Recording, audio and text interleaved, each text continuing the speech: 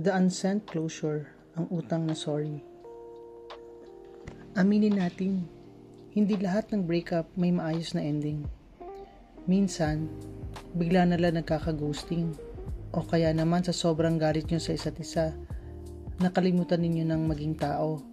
And years later, kahit okay ka na, may part sa'yo na nakakaramdam pa rin ng utang na apology. Welcome back to Love Anonymous. After our first episode about the one that got away, marami sa inyo ang nag-send ng letters about a different kind of regret. Tonight, it's not about wanting them back. It's about wanting the weight off your chest.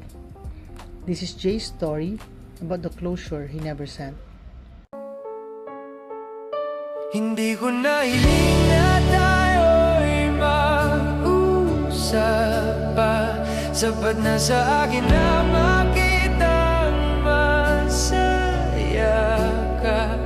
Sa bawat lihim na hindi ko nasabi, ako'y natutong magpatawad sa sarili. Ngayon, malaya na ang ating kahapon. Hi, Love Anonymous. I saw your first video and it hit me hard.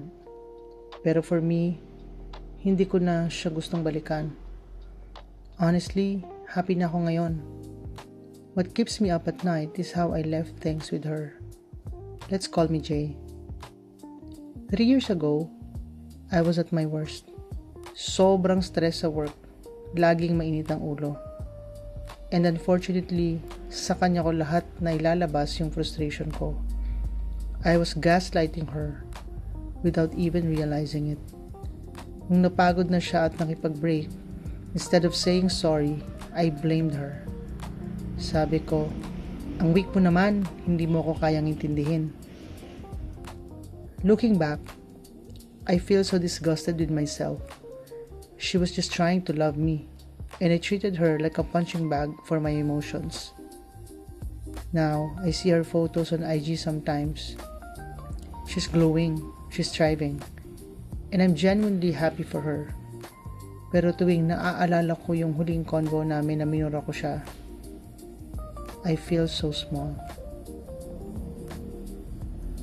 I want to reach out just to say sorry, pero ayoko na siyang disturb. I don't want her to think na may agenda ako. I want to reach out just to say sorry, pero ayaw ko na siyang i-disturb. I don't want her to think na may agenda ako. So I'm leaving this here. To her, I am so sorry for being the villain in your story. You deserved a better ending than what I gave you. Grabe no? Minsan ang pinakamahirap na part ng pag-move on is accepting na sa kwento ng ibang tao, tayo yung kontrabida.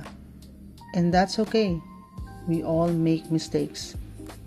Lalo na when we are struggling with ourselves.